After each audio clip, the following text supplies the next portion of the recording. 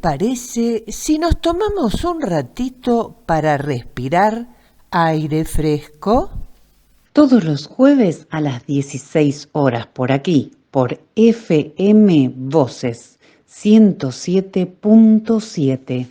No olvides, estamos esperando tu mensaje de audio al WhatsApp 54911 6907 4749.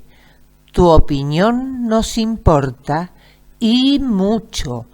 En la conducción, Estela Fandiño. Y yo, Silvia Cordero. Manejando los hilos de la radio, el Tano Trifoglio. Y también nos acompaña una mesa increíble de colaboradores que confirman que esta hora será una bocanada de aire fresco. Necesito respirar, descubrir el aire fresco.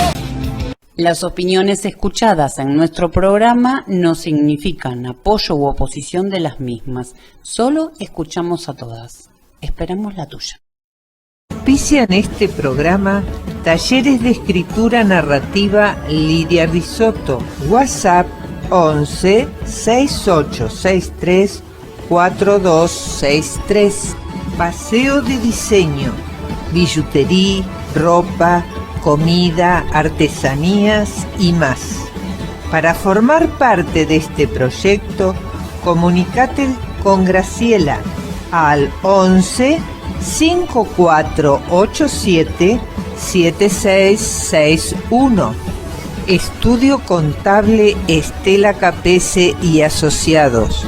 Consultas al 11 3750 1070 o por WhatsApp al 11 4428 5050. Danzas circulares para el bienestar y celebración. Un encuentro para conectar con nuestro cuerpo físico interior generando bienestar y danzando diferentes ritmos. Los martes 18 a 19:30. Focaliza Liliana Fontela, Salón del Centro LZ Kennel Club, Cabrera 147 Banfield, a metros de Alsina. Para consultas, 11 3849 6937. Aire fresco en tu ventana que borro de madrugada la tristeza en tu mirada. Aire fresco que no deje agostar tu corazón.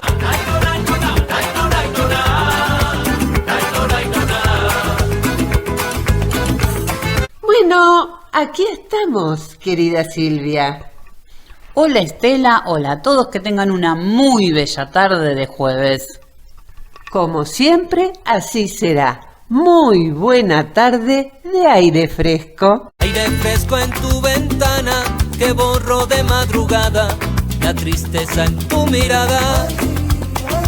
Aire fresco que no deje agostar tu corazón.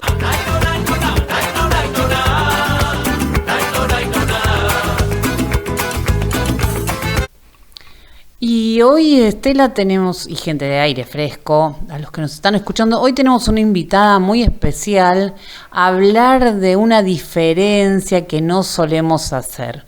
Ella se llama Silvia Vargados. ¿Qué tal si escuchamos y charlamos con ella acá en nuestro lugarcito? Su columna se llama Nuevas Infancias. ¿Qué tal? ¿Cómo están? Gente linda de aire fresco, para hablar en esta columna sobre la educación. Y en este caso me gustaría que podamos poner con signos de pregunta, ¿no? ¿Qué es la educación? ¿Qué tema, no? La educación. ¿Qué abarca? ¿Cuánto tiempo? ¿De quién es la responsabilidad? Son muchas las preguntas para hacerle, ¿no? Bueno, seguimos, Silvia, perdona la interrupción. ¿Qué abarca la educación? Porque los tiempos están cambiando y justamente el nuevo paradigma nos lleva a pensarnos desde otro punto de vista. ¿Qué es educar? ¿Quién educa? ¿A quiénes se educan? Cuando hablamos de educación, seguramente se nos vienen imágenes que son escolares, académicas. Pensamos en el jardín de infantes, la primaria, la secundaria, incluso la facultad o los posgrados. Pero como que reúnen ese ámbito únicamente, ¿no? Lo que tenga que ver con el proceso de certificación de conocimientos y saberes a través de títulos, a través de profesiones, a través de certificados. Pero en realidad la educación comienza desde temprana edad, desde que nacemos, en el primer círculo al que pertenecemos, que es nuestra familia. Algunos podrían decir, bueno, pero eso es crianza. Sí, es crianza, pero la crianza también es educar, porque la crianza atraviesa los valores, las reglas, las normas, y la primera educación que uno recibe como ser humano es justamente estos ítems que estamos nombrando. Me encantaría que podamos empezar a mimetizar la palabra educación con crianza, porque todo el tiempo estamos enseñándoles y educando a esos niños en las formas de relacionarse y vincularse. Al momento que les decimos que pidan por favor y den las gracias, cuando les mostramos empatía hacia todos los seres vivos, cuando les enseñamos respeto por los mayores y por los adultos, cuando les damos la libertad de gestionar sus emociones y de ser auténticos con aquello que sienten y que piensan. Entonces, eso también es educar. Aunque esté mezclado con crianza, es una de las primeras bases que recibimos y son quizás al día de hoy las más importantes. Porque si seguimos esta primera línea, donde la educación solamente estaba circunscripta a lo escolar, notamos que hay muchas diferencias, muchas dificultades, tanto con niños como con adolescentes, para poder cumplir las normas, las reglas, para sentirse cómodos, libres, empáticos. Entonces, preguntémonos, ¿qué está pasando en esos espacios escolares que la educación no está pudiendo contemplar? Y entonces, para vos, ¿qué es lo que está faltando? Y yo diría que quizás nos está faltando esta mirada integrativa que es la casera, la de crianza, la primera sociedad, la familiar o la del contexto donde ese niño se está desarrollando. Si en ese primer espacio educativo existen personas, adultos responsables que dan y brindan estas herramientas para que esos niños tengan de primera instancia un espacio donde haya valores, amor, paz, entendimiento, empatía, respeto, seguramente que pueden asumir esos conocimientos y los van a poder poner en práctica en ese segundo escalón de educación en el que estamos hablando, que propiamente es la escolarización. Volviendo al principio de la charla, educar es mucho más que conocimientos académicos o escolares. Es brindar herramientas que puedan garantizar empatía, amor, responsabilidad, paz en esos individuos que están saliendo al mundo y a la sociedad.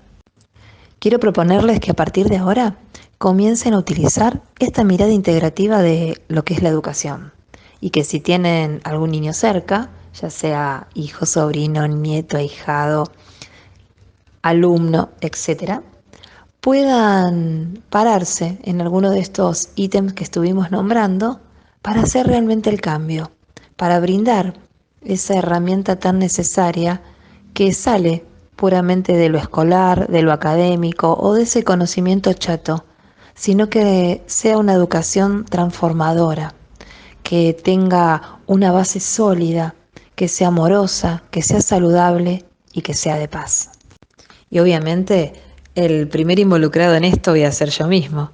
Voy a tener que atravesar mis historias y ver tanto la educación como la crianza que recibí, cuáles fueron, de qué manera, y poder visualizar esa transformación para brindarla hacia los que tengo cerca de una manera y una versión mejorada. Estoy segura que a pesar de ser muy desafiante la propuesta, van a poder resolverla y van a salir muy beneficiados de ello. Quiero que me acompañen en esta transformación para que los niños de hoy sean felices y tengan un mundo de amor y paz. Transformemos entre todos desde nuestro pequeño lugar, que ya es mucho, todos los entornos y los contextos, para que haya un planeta hermanado y que todos los seres humanos podamos vivir en armonía. Muchísimas gracias y hasta el próximo posteo. Muchas gracias, Silvia, encantada de tenerte en Aire Fresco y hasta la próxima.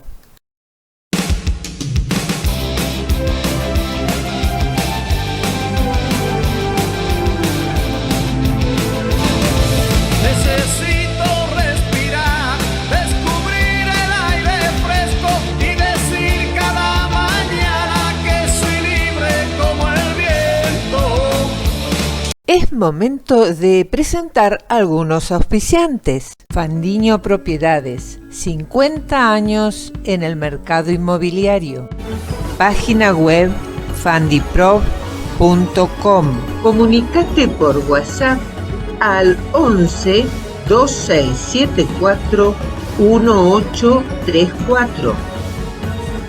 Milling Instalaciones te ofrece sistemas y soluciones de confort interior, aire acondicionado, calefacción, climatización de piscinas y bombas, servicio técnico, repuestos, controles de calidad y atención personalizada.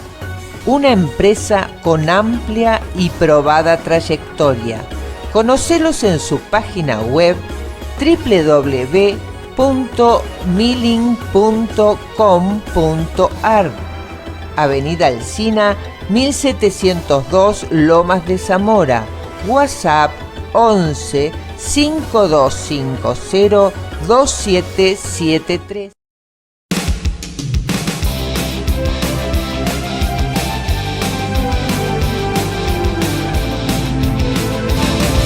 Necesito respirar, descubrir el aire fresco y decir cada mañana que soy libre como el viento. Quería compartir hoy algo que publicó Beatriz Regal, nuestra querida Beatriz Regal. Y dice así: calmarse, unirse, apagar la tele, fortalecerse física y mentalmente, educarse en historia y soberanía, no engancharse a discutir con odiadores, no festejar que echen o repriman gente, comprender los derechos y defenderlos, ejercitar la memoria, resistir, luchar, no olvidarse de vivir. Siempre hay algo que disfrutar. Volver. Qué lindas palabras, especialmente de una luchadora como Beatriz Regal. Para enterarnos de la situación política presente y futura de la Argentina, está con nosotros la doctora María Alejandra Silva, magíster en Sociología y politóloga. Buenas tardes, María Alejandra, bienvenida a Aire Fresco. Hola Estela y Silvia, ¿cómo están? Gracias por invitarme a conversar un poco sobre la realidad argentina. Gracias a vos por, atendernos siempre y estar siempre dispuestas a evacuar nuestras preguntas. Bien, vayamos al grano. Tenemos un presidente electo que ganó en las últimas elecciones por una diferencia del 11% sobre su rival. Decime, Alejandra, ¿por qué ganó? ¿Fue un voto castigo? ¿La gente se inclinó por sus ideas de libertad? ¿O bien se apostó al cambio? Bueno, me parece que él suma un poco de votos carismáticos porque él es un líder carismático. Y eso tiene que ver con su estilo, su forma de vestirse, informal, su forma de hablar, de gritar y demás. Lo identifica, no solo se identifican con él los jóvenes, sino también los sectores populares, ¿no? Porque él se queja de la clase política que solo le importa a ella y no le importa lo que le pasa a la gente. Entonces ahí la gente sigue esa imagen, ¿no? Pero también hay un voto racional detrás de él. Él desde siempre ha aparecido en televisión y ¿de qué ha hablado? De economía. Siempre ha expuesto sus ideas liberales. Y en el 2020 ha dicho, estas medidas no son de salud, no es que son medidas contra un virus, son medidas contra el libre mercado y la ley de la oferta y la demanda. Hay que dejar que el productor, el emprendedor trabaje. Y también desde el 2020 hay gente que lo sigue y lo ha visto en el Obelisco, junto con otros grupos luchando contra estas medidas. Y él y los jóvenes estaban, ¿no? Nosotros hemos ido desde epidemiólogos argentinos, médicos por la verdad, abogados por la verdad, éramos varios grupos que estábamos ahí en el 2020, he estado en casi todas las manifestaciones que hacíamos ahí y lo he visto. Entonces, por eso digo, hay gente que lo sigue por esta cuestión, ¿no? Porque él se opuso a la Agenda 2030 y fue claro en esto, lo mismo que Villarroel. Y María Alejandra, muchos dicen que se trató del maltrato que recibió Milei en el debate por parte de Massa. ¿Es tan así? ¿Vos qué opinás? Respecto a si el debate con Massa fue definitivo, no creo que un debate sea definitivo, muy poca gente ve el debate, pero sí creo que digamos, esa diferencia que había empeoró a favor de Milei por cómo se vieron otra vez los dos estilos, ¿no? Es decir, el estilo de Massa, la soberbio, altanero, la chicana,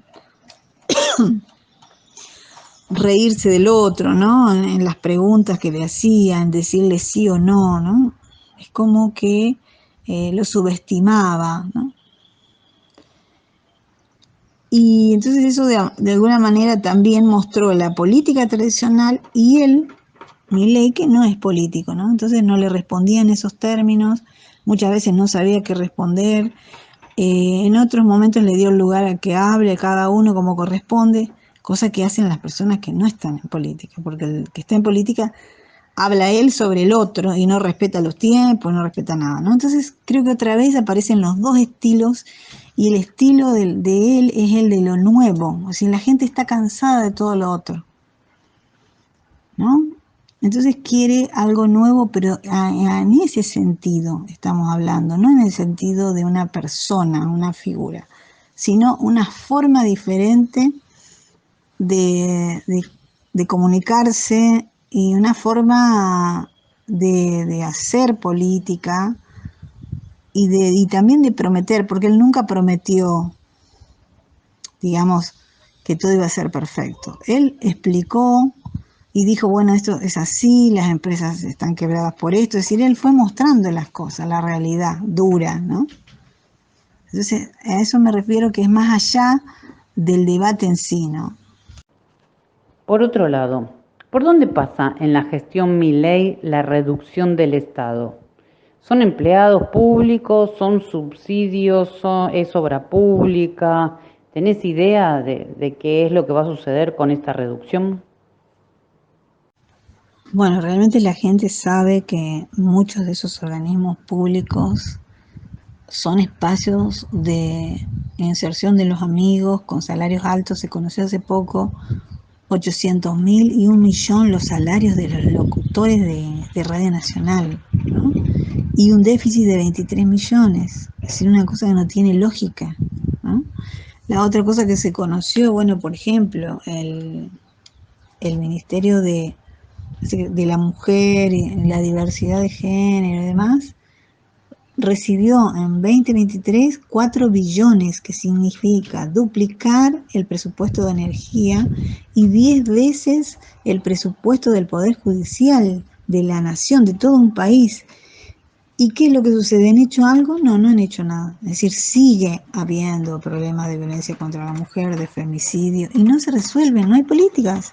Es más, por ejemplo, en la capital de Salta, el municipio atendió 43.000 casos de abuso y maltrato de las mujeres en un año. O sea, estamos viendo que el problema es gravísimo, pero no hay política. Entonces, la gente evidentemente sabe perfectamente eso. De manera que cuando le dicen que van a privatizar esas empresas o que van a privatizar otras empresas, ¿no? Que no va a seguir estando ese ministerio o que van a privatizar esa empresa, realmente la gente se siente perfectamente bien con esa decisión porque sabe lo que son, sabe lo que han sido y sabe que no han servido más que para ubicar a sus amigos, pero no resolver los problemas reales, ¿no?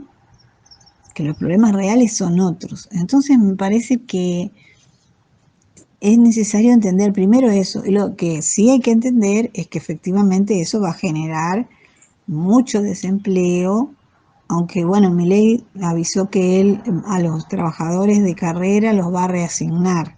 Los que sí van a terminar son los contratados, y con más razón los contratados o que han ingresado en el 2023, ¿no? Que es obvio que son plantas políticas. Pero puede generar conflictos sociales por eso, por el hecho de que quede gente afuera.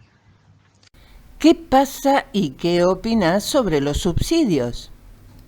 Bueno, respecto a los subsidios, sabemos que el gran problema de la Argentina no solo son los políticos que viven solo de la política y no generan cambios, sino que también existen los empresarios prebendarios, que existen en la medida en que reciben prebenda, ayuda y subsidio del Estado. Es decir, no hacen ninguna inversión de riesgo, no generan absolutamente nada si no es con subsidio y ayuda. Entonces eso no, digo, ¿qué empresario es ese?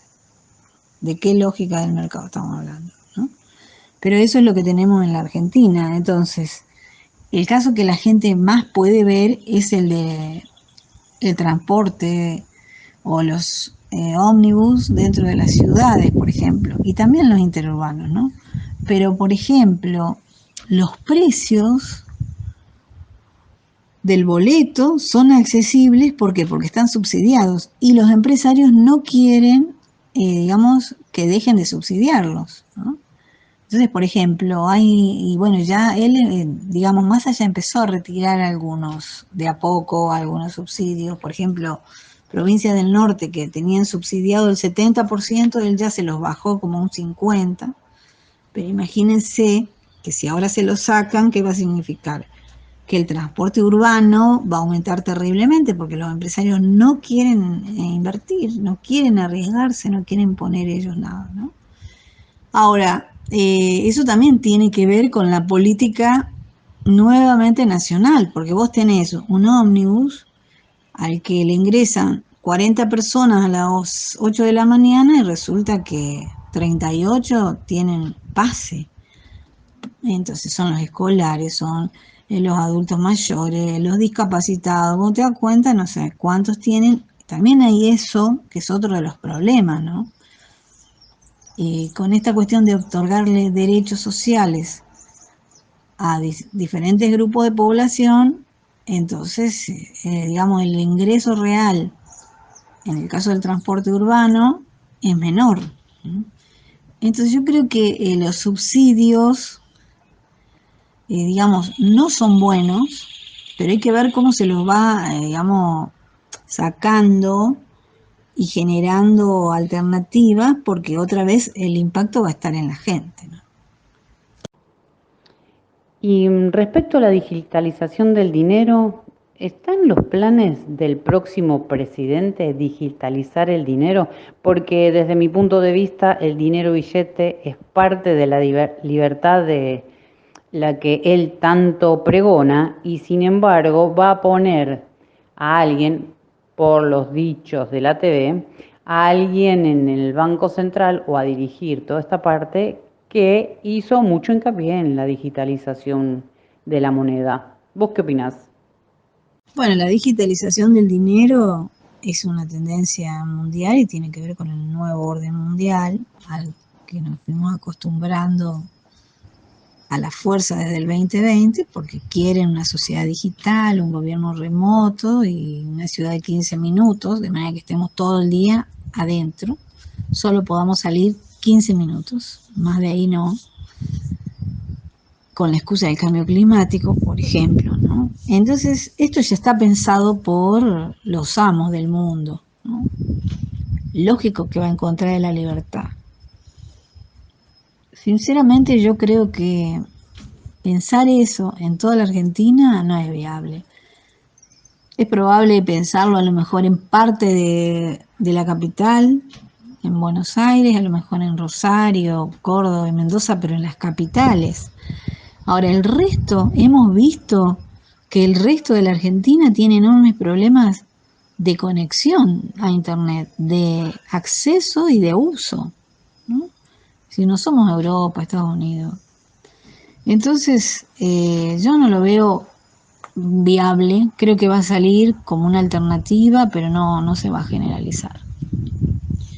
Es decir, hay provincias donde los sectores incluso que trabajan, ¿no? Que viven en un barrio, digamos, de la periferia y trabajan, tienen un solo celular toda la familia y trabajan 3.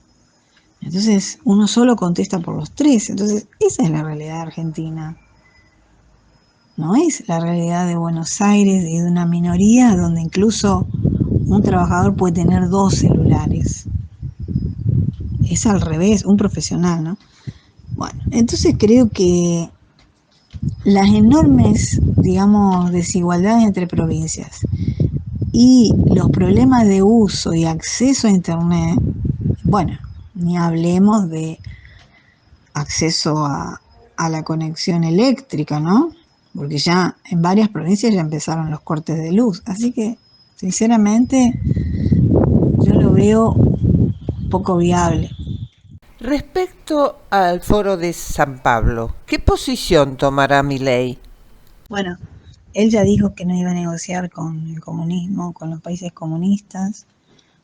Dijo que no iba a negociar con Lula en Brasil. Es decir, claramente él desde siempre plantea que la defensa de la libertad va en contra de esos países que tienen como visión justamente lo contrario, es decir, un Estado que se hace cargo de la economía, que se hace cargo de los sectores privados y que además planifica cuánto debe consumir la gente, qué debe consumir, a qué edad, quién se educa, de qué estudia, cuándo puede ir a un congreso, cuándo puede salir del país. Es decir, él está en contra de ese tipo de Estado. Entonces es evidente que su posición está en contra del Foro de San Pablo y también respecto al BRIC dijo lo mismo, ¿no? Yo lo escuché, o sea, es obvio que son 2 visiones totalmente diferentes o 2 ideologías diferentes, ¿no?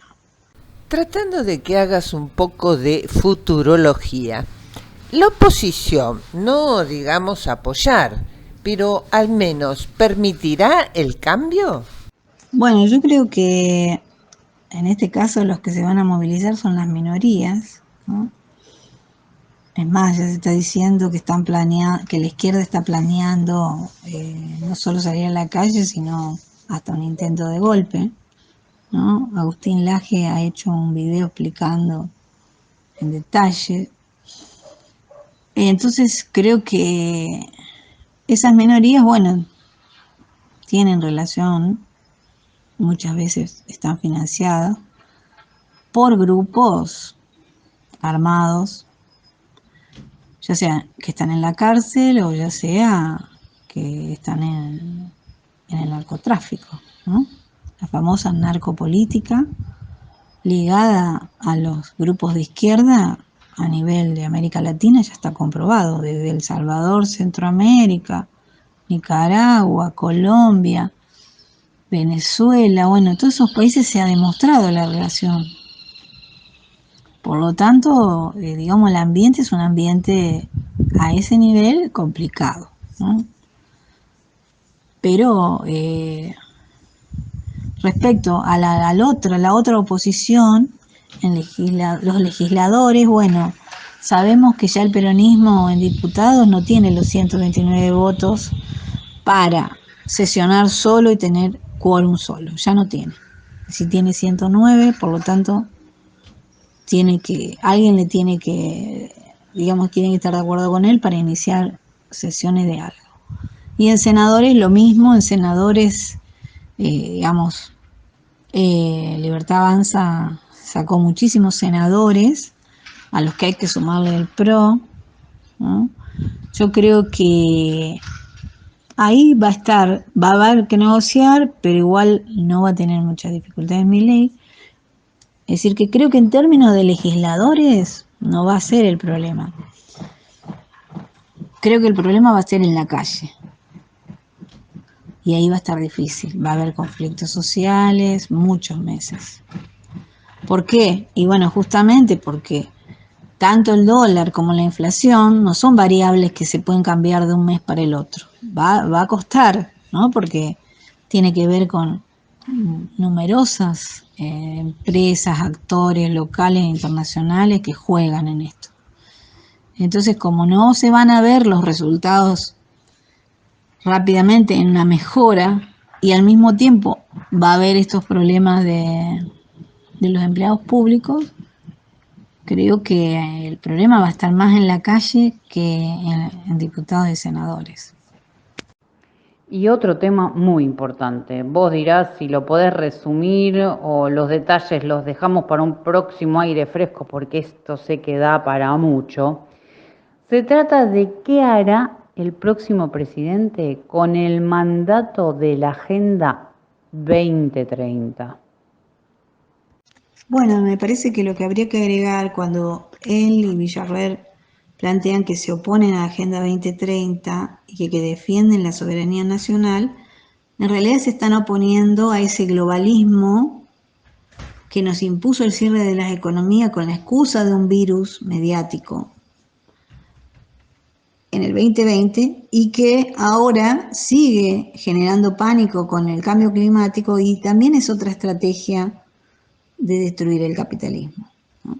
Entonces, a eso se refiere claramente Milei cuando dice no pudieron demostrar el éxito de la lucha de clases, la izquierda, el comunismo, marxismo, socialismo, entonces ahora utilizan la lucha por el cambio climático. Y eso les sirve para destruir la economía, para decir esto no hay que producir más, tenemos que reemplazarlo, tenemos que buscar la energía verde, una cuestión que solamente los grandes capitales van a poder pagar, ¿no? Entonces es interesante esta visión de ellos.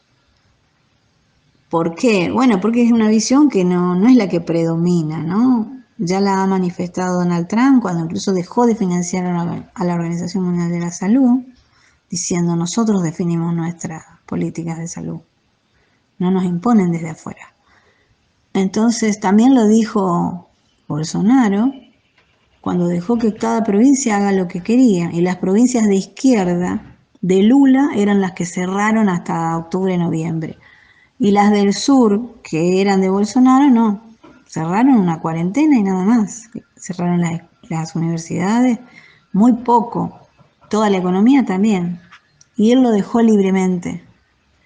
Entonces creo que es interesante entender esto, ¿no?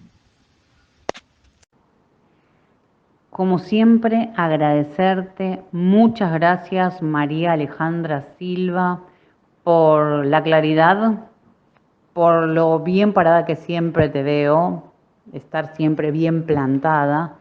Y nada, te esperamos como siempre para que nos aclares situaciones en otro aire fresco. Muchas gracias. Es momento de presentar algunos auspiciantes. Doctora Irma Inés López, Civil, Comercial, Familias, Sucesiones. Solicita turno al WhatsApp 11 4949 3943. Telas plásticas Miliavaca. Amplia gama de artículos para viveros, loneras, librerías, bazar y ferretería. Impresiones de gran formato e insumos para cartelería. Consulta su página web miliavaca.com. Envíos a todo el país. Helados artesanales Riviera de Teresa Pinto. Son elaborados con la mejor materia prima utilizando productos italianos Fabri. Helados Riviera son caricias en tu paladar. Y sus tortas, una delicia. Página web rivierahelados.com. Teléfono 4293 3388.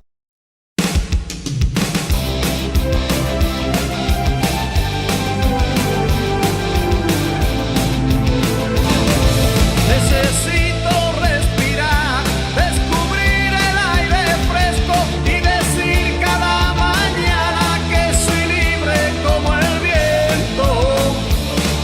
Y dando vuelta a la página, vos sabés que hoy 30 de noviembre se celebra el Día Nacional del Teatro. Y sabés que este día se celebra justamente en esta fecha en recuerdo de la inauguración del Teatro de la Ranchería, el 30 de noviembre de 1783. ¿Cuánto tiempo? Fue el primer espacio en que se representaron piezas dramáticas en Buenos Aires, en tiempos de la colonia. Parece todo tan lejos. No me digas que ya estaba la Chiqui Legrand en ese entonces. Ay, que no se enoje por el chiste. Contame, ¿tenés idea de qué obras o quiénes eran los artistas?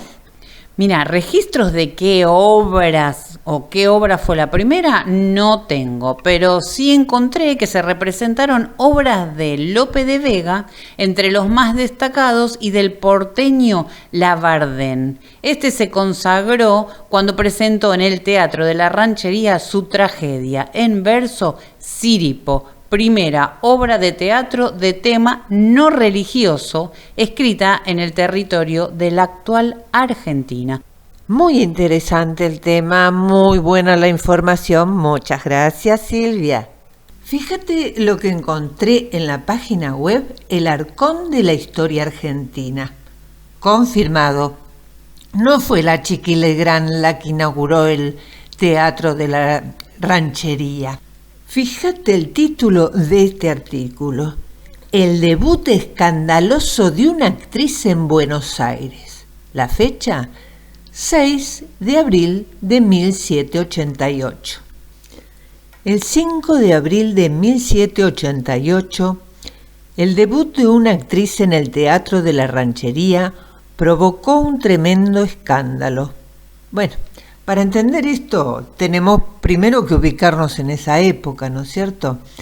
Hay que tener en cuenta dos factores. Primero, el sometimiento de las mujeres condenadas al ámbito del hogar en aquellos tiempos, y segundo, la marginalidad del oficio del actor, que era considerado infame. Razones ambas por las cuales, en los comienzos de la actividad teatral en Buenos Aires, la aparición de una mujer sobre un escenario era doblemente censurada. La actriz en cuestión, María Mercedes González y Benavides, era una mujer joven que tenía la desgracia de haber enviudado 2 veces.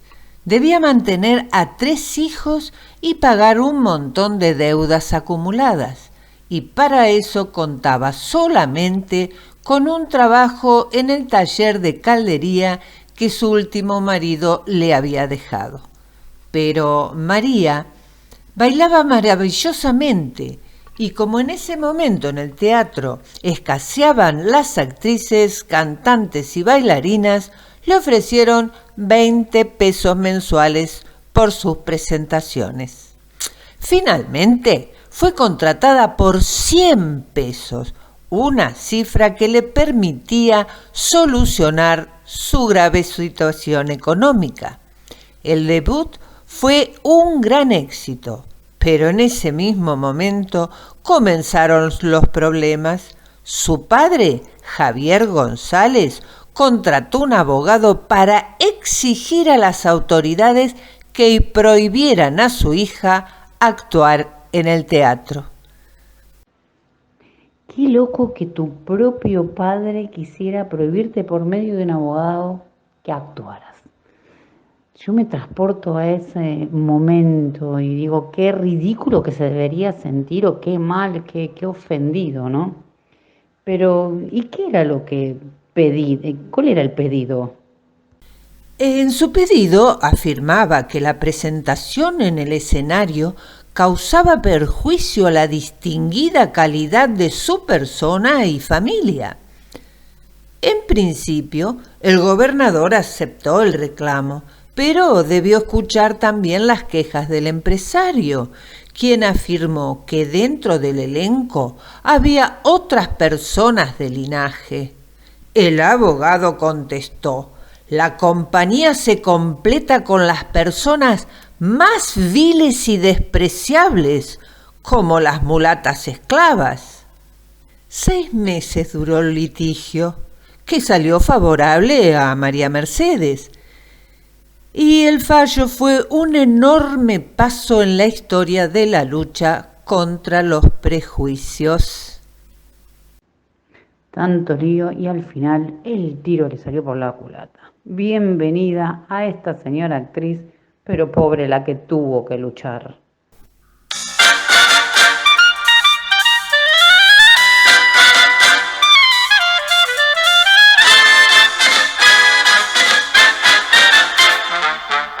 Porque encerrarse en la habitación, ven y decídete.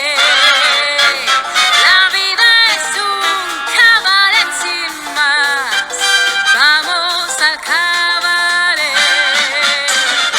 Basta de radio, de escoba y sillón, darles un puntapié.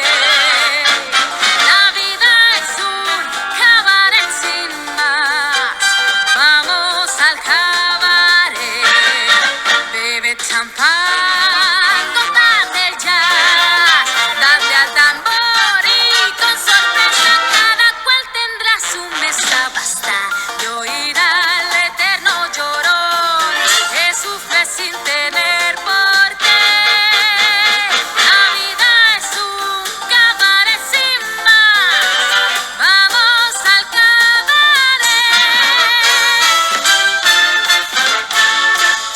Esta hermosa versión de Cabaret está interpretada por Edurne. Edurne, su nombre es Edurne García Almagro, una cantante y compositora española que surgió de la 4ª edición del concurso Operación Triunfo de Telecinco, canal de televisión español. Bueno, hermosa la versión, y si querés seguirla, está en YouTube por Edurne.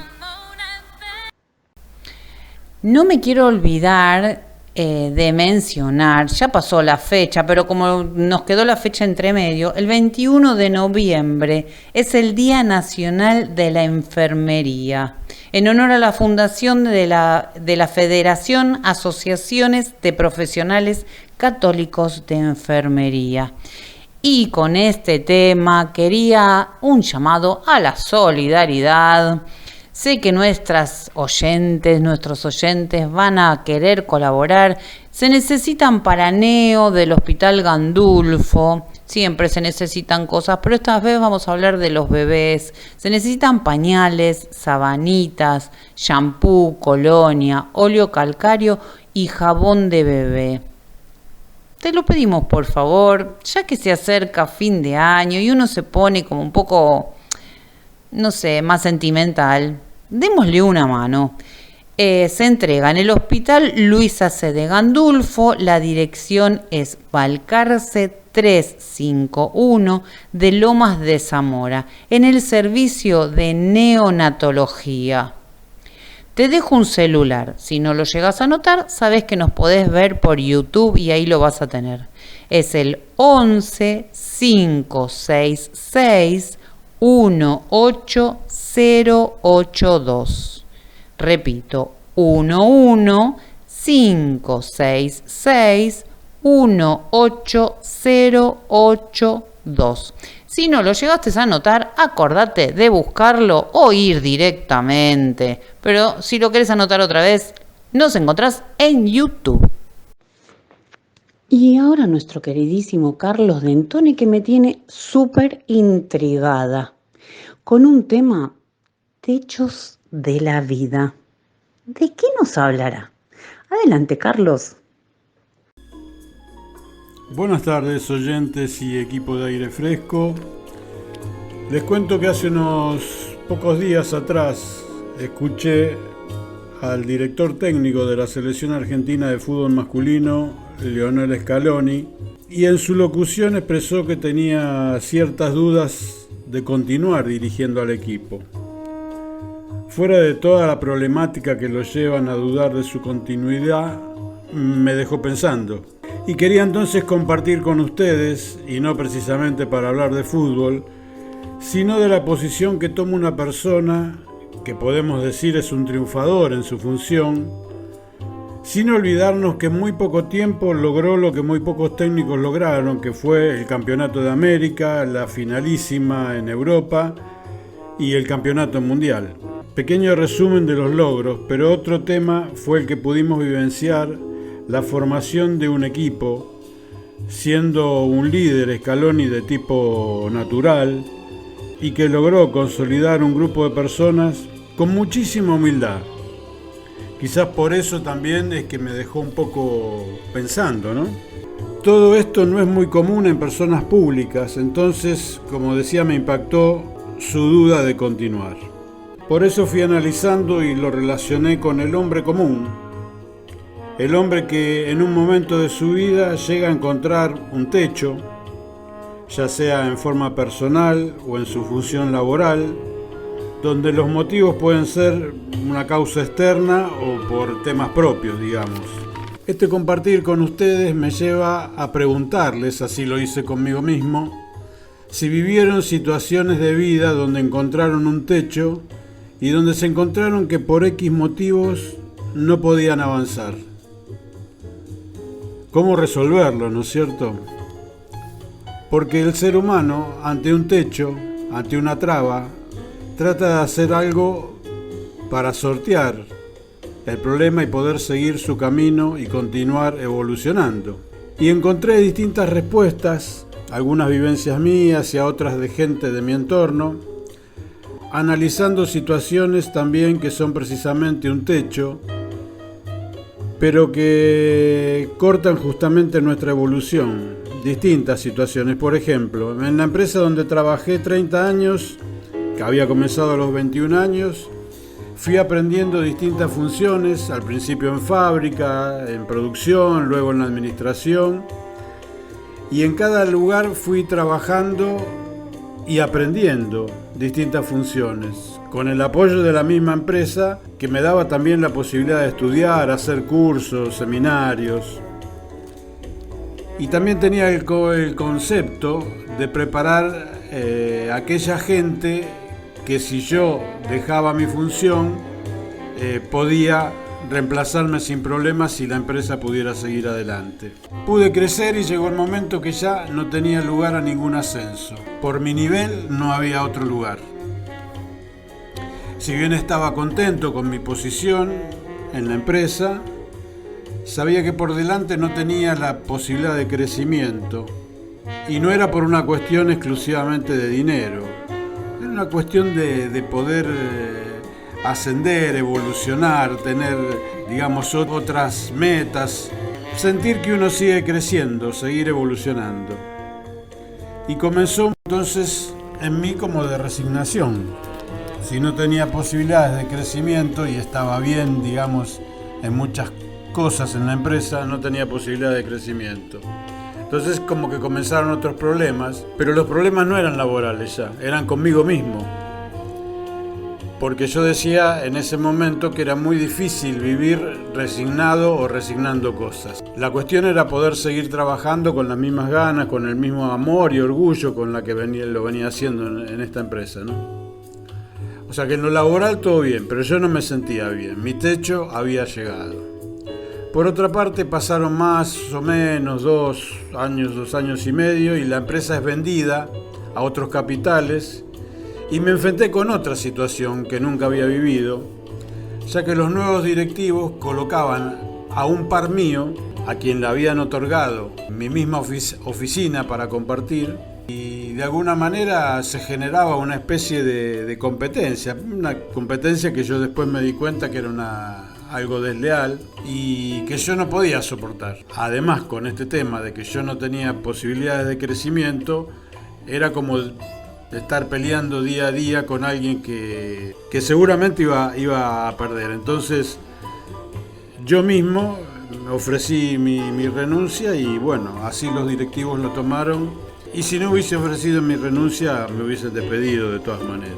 Y se genera otra posición porque a los 50 años, cuando corría el año 2000, no fue fácil quedarse sin trabajo. Es una situación, no digo parecida al encontrar el propio techo, pero a uno lo deja como fuera de combate, ¿no? Pero ocurrió que independientemente de un cambio de vida, más que nada económico, encontré otra vida que desconocía y que me gratificó, yo creo que hasta el día de hoy. Me fui dando cuenta que yo podía ser útil y a su vez disfrutar de otras cosas que si no hubiese sido por el desempleo, quizás no lo hubiese vivenciado. O sea que de una situación amarga, triste, como es el dejar un trabajo o el quedarse sin trabajo, surgen otras posibilidades, porque uno también está a la expectativa de otras posibilidades. Acomodándome entonces a otro tipo de vida, pasó el tiempo y también surgió otra cosa, el día que me llegó la jubilación, que también es un tema que a uno lo deja un poco, en algunos temas, lo dejan como fuera de combate. Aunque yo continué trabajando varios años más después de jubilado, pero una dolencia física, digamos, me hizo reflexionar y también ofrecer mi renuncia y ya dejar de trabajar para siempre y acogerme al derecho jubilatorio. Estos serían algunos ejemplos como para continuar analizando este tema.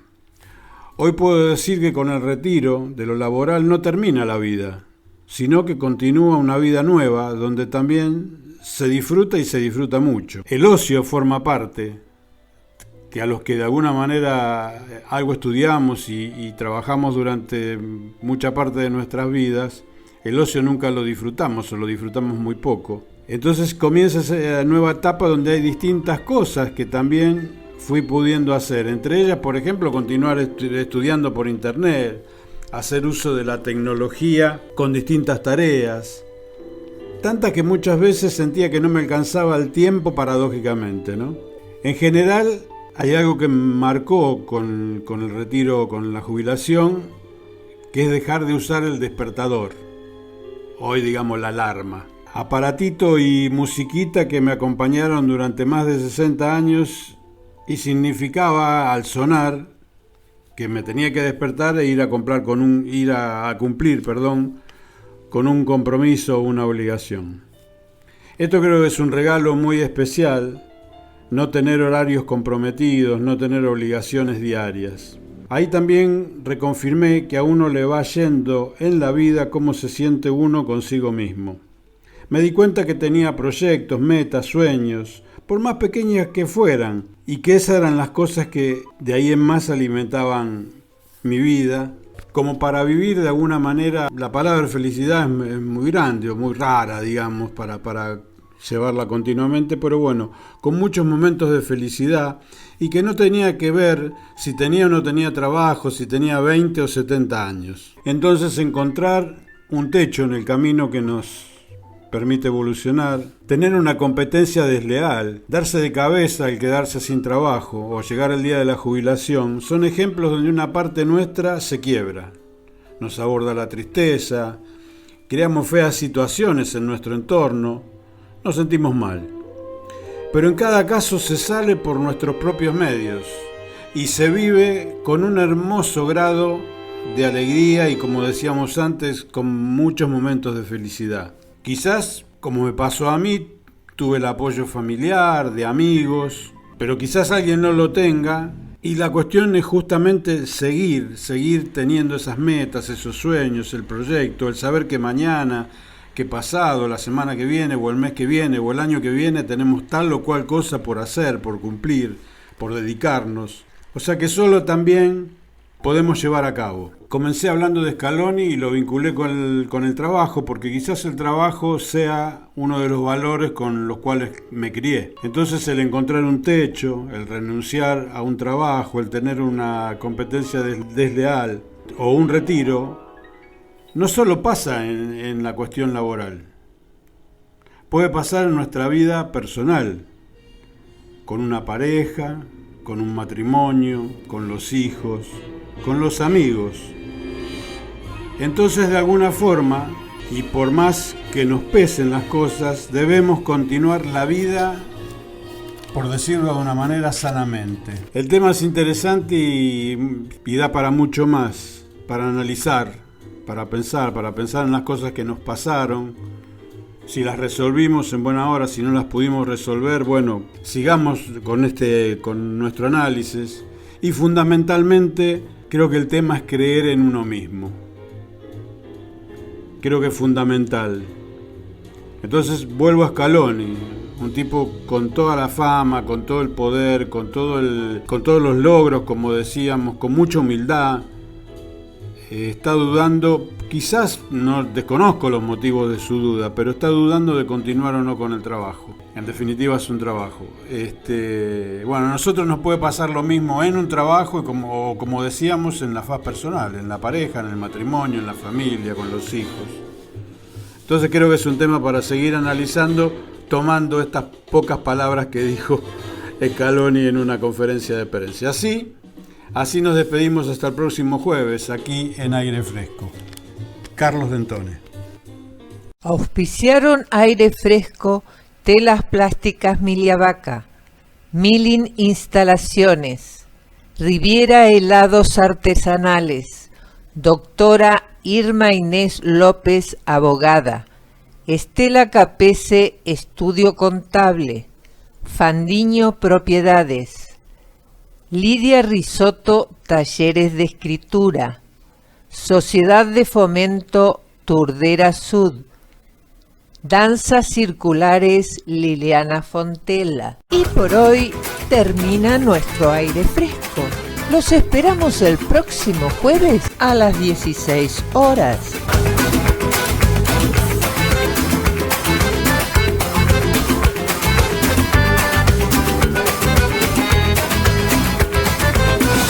Aire fresco en tu ventana que borro de madrugada, la tristeza en tu mirada. Aire fresco que no deje agostar tu corazón.